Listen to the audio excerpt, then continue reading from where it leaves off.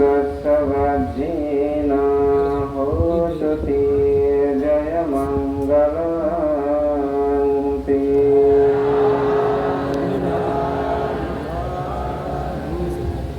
আমার পরম কল্যাণমিষ্ট, আমার পরম জ্ঞাতি, বাঙালি জাতির শ্রেষ্ঠ সন্তান, বীর মুক্তিযোদ্ধা, সমাজকর্মী, ভিক্ষু সেবক, বহুবিধি গুণী, যিনি গুণান্বিত, প্রয়াত মিলন কান্তি বড়ুয়ার প্রথম মৃত্যুবার্ষিকী উপলক্ষে আয়োজিত আজকের এই মুহূর্তপূর্ণময় অষ্টপুরস্কার স্মৃতিচারণ সভার পরমারাধ্য মাননীয় সভাপতি মুজিব গুরুদেব ভান্তে, বিশেষ অতিথিবৃন্দ, মাননীয় ভিক্ষু সংঘ, সময়ের কারণে আমি বিশেষণ উল্লেখ না করেই পূর্বোক্ত আলোচকদের বিশেষ অন্তকে সমর্থন জানিয়ে মহান সংঘের প্রতি বিনম্র চিত্তে শ্রদ্ধা প্রবন্ধা নিবেদন করছি। আমার প্রিয় জন্মতীর্থ সকল উপাসক উপাসিকা, দায়ীদের, জ্ঞাতিবর্গ, আপনাদের সকলের প্রতি মধ্যে চিত্তে পুণ্যদান এবং প্রয়াত অগ্রজ মিলন কান্তি বড়ুয়ার পারলৌকিক শান্তি কামনায় পুণ্যদান করছি।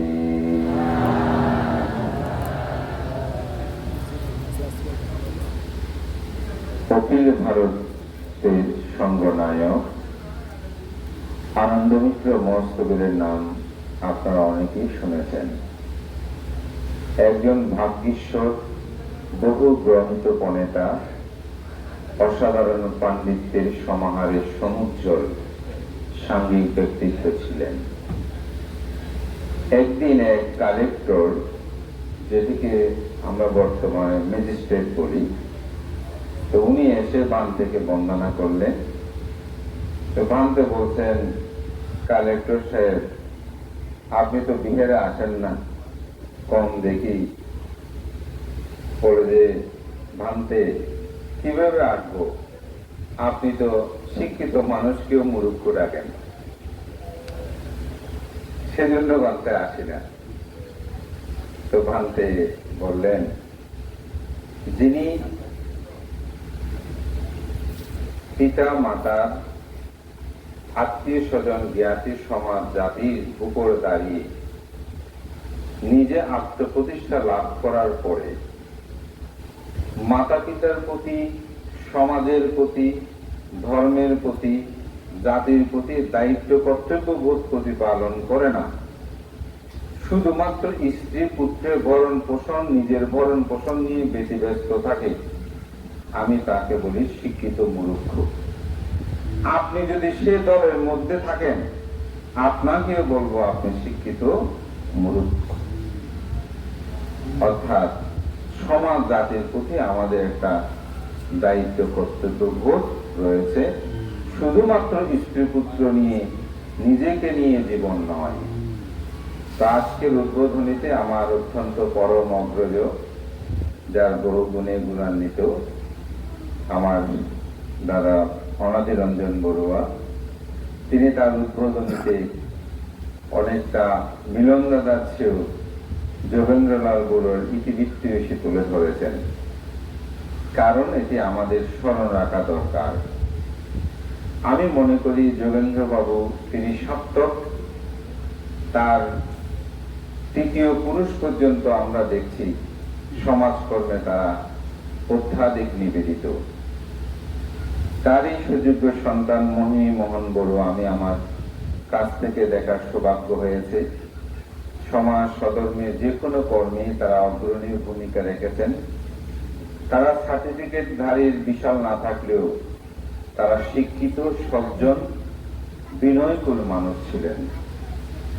ওনাদের তৃতীয় যে প্রজন্ম, সেখানে অনাদি রঞ্জন, অর্থাৎ যোগেন্দ্র বাবুর প্রজন্ম দলে দ্বিতীয় প্রজন্ম, সেখানে আমার প্রিয় শিক্ষক মাস্টার সুদত্ত রঞ্জন বড়ুয়া, যাকে আমরা অনেকেই সাদা মনের মানুষও বলি, যার জীবনাচরণটা অত্যন্ত সাদাসিধে এবং নিয়ম নীতির জীবনটাকে তিনি সবসময় বেছে নিয়েছেন।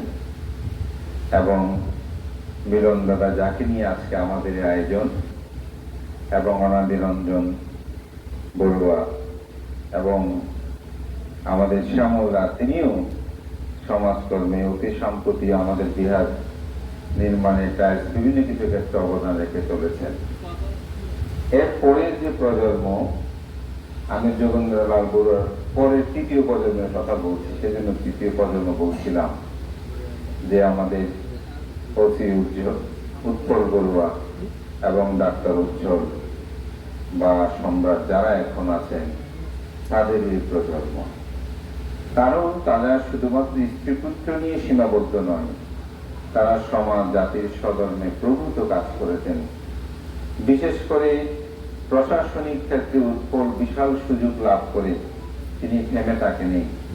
এই গ্রামে ছেলেদের চাকরি দেওয়া থেকে শুরু করে রাস্তাঘাট উন্নয়নে বিভিন্নভাবে প্রশাসনিক সহযোগিতায় তার যে দীপ্তময় পদচারণ, এটি সেদিন যখন মিলন বড়ুয়ার অন্ত্যেষ্টিক্রিয়া অনুষ্ঠিত হয়, লোকে লোকারণ্য, সমাজ সধর্মে নিবেদিত মানুষগুলোর উপস্থিতি, জাতি ধর্ম নির্বিশেষে হিন্দু মুসলিম বৌদ্ধ খ্রিস্টান সকল সম্প্রদায়ের উপস্থিতি সেটা প্রমাণ করে।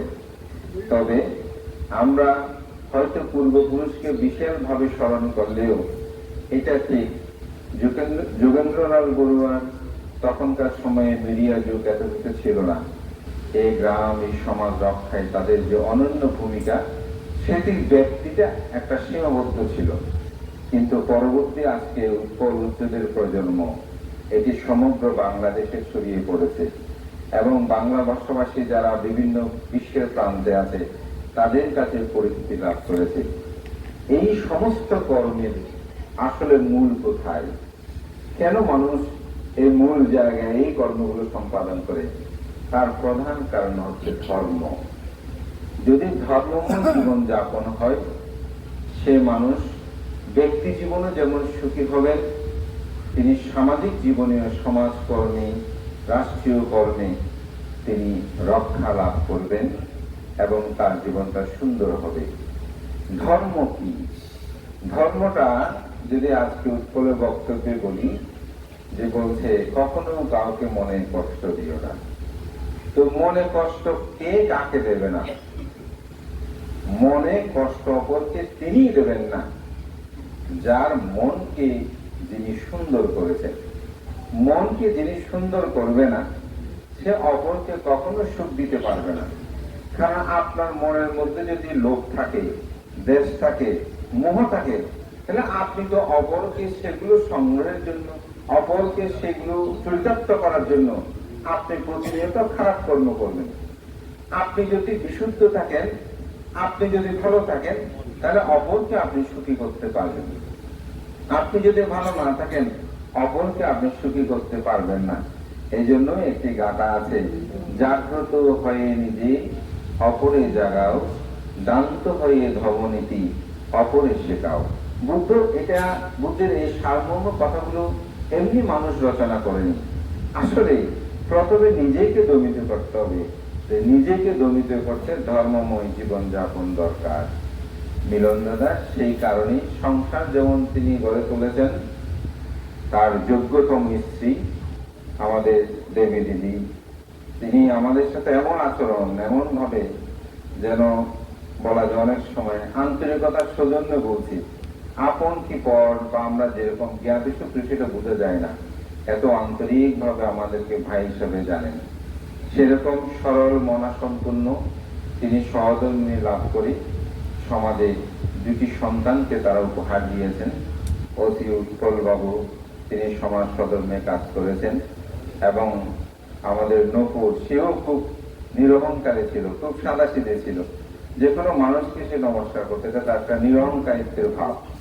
আমাদের অনেকরা আজকে কিন্তু পরিবারের অনেক কথা বলেছেন, যেগুলো আমরা অনেকের মধ্যে সেটা সেই পরিবারের মধ্যে দেখতে পাই। এই গুণধর্মতাগুলো মানুষ ধর্ম আচরণ করলে পায়। আজকে তুবা বলছেন কিভাবে তিনি রক্ষা পেয়েছেন। তা আমি সেজন্যই গাথাটা বাসন করেছি, ধাম্ম তিলক তারানা পারামারাসানা ধাম্ম মহাগ্রাতানি সুলোকে ধাম্ম হবে তিভা বা দুঃখ বিনাশ হেতুম ধাম্মা সামা সারাতা জাগারিকা নক্তি। এটি তেলকাহট জাতকের গাতার একটি বিষয়। সেটি ছিল এক ভিক্ষুকে এক রাজা তাকে ভুল বুঝে তাকে মৃত্যুদণ্ড দিয়েছিল। শাস্ত্রে ছিল খুবই কঠিন যে তাকে উত্তপ্ত করে তলের মধ্যে তাকে নিক্ষেপ করা হবে। তখন পূর্ব রাত্রি সে ভাবছে আগামীকাল তো আমাকে শাস্তি দেবে। ভিক্ষুটা ছিল কিন্তু খুব শীলবান, তাহলে আমার মৃত্যু হবে, সুতরাং আর তো বাঁচবো না, ধ্যান সমাধি করে মৃত্যুবরণ করব। তো ধ্যান নিবিষ্ট হলেন পূর্ব রাত্রে।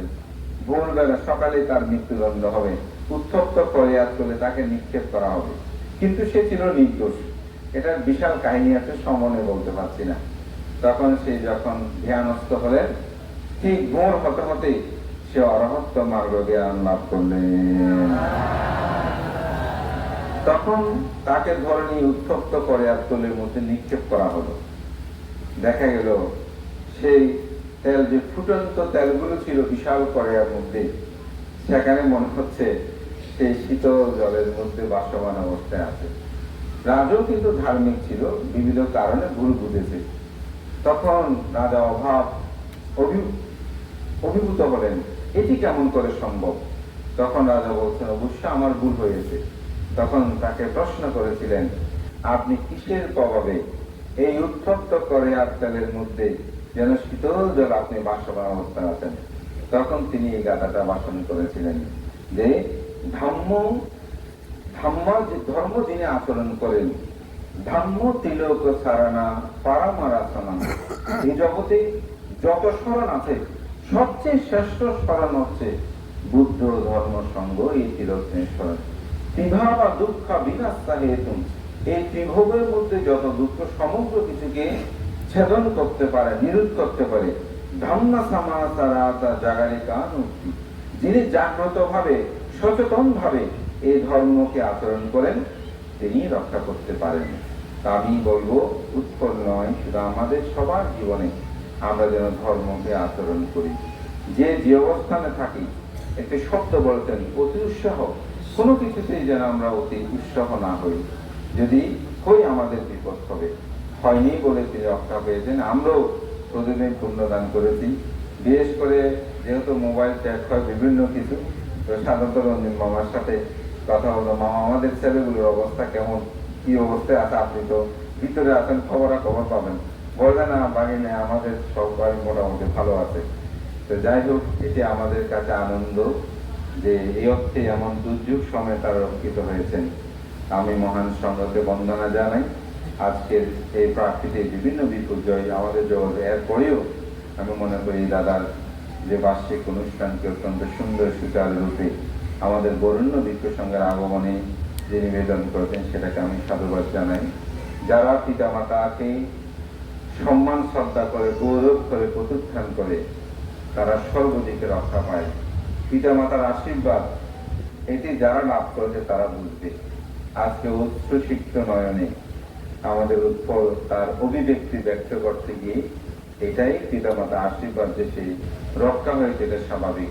তাই আমি বলবো, জীবিত অবস্থায় মা বাবার সাথে সুন্দর ব্যবহার করবেন, মা বাবাকে যথার্থ সেবা করবেন, শ্রদ্ধা করবেন, তাদেরকে চেঁচিয়ে কথা বলবেন না, তারা মনে কষ্ট পায় এ ধরনের আচরণ করবেন না। আমার গায়ে শক্তি আছে বলে আমি করবো তা না। আমি যেন মা বা আমার মনে যেন কোনো কষ্ট না পায়, দুঃখ না পায়। মা যেমন আমাদেরকে কোলে নেওয়ার সময়, রাত্রে ঘুমানোর সময় চিন্তা করতো আমার ছেলে যেন কোনো ব্যথা না পায়, ঠিক মা বাবা যখন বয়োবৃদ্ধ হয়, বয়স্ক হয়, তখন তারা শিশুর মতো হয়। তখন আপনাদেরকে ভাবতে হবে তিনি এরকম বয়স হচ্ছে, এরকম তাকে করতে হবে, এটা স্বাভাবিক। আমাদের মধ্যে আমাদের গুরুভান্তরা যখন জানা, আমরা এখন বলে যে ওনাকে ওটা করতে দেন, ওটা করেও তুমি, ওনার মনে এরকম করছে, স্বাভাবিক এটা। আমি অতি সাম্প্রতিক ভান দেখে নিয়ে আমরা চিকিৎসার জন্য গিয়েছিলাম, বর্ষাবাদ ছিল, শুধু ওনার মানসিক প্রশান্তির জন্য। মানে টাকার সঙ্গে আমিও বলবো না, আমি হিসাব করি যে আমরা শুধু বিমানে ছিলাম, যেন দেশে আসলে উনি বলতেন আমার ওখানে তো যাওয়ার কথা ছিল, তো গেলাম না।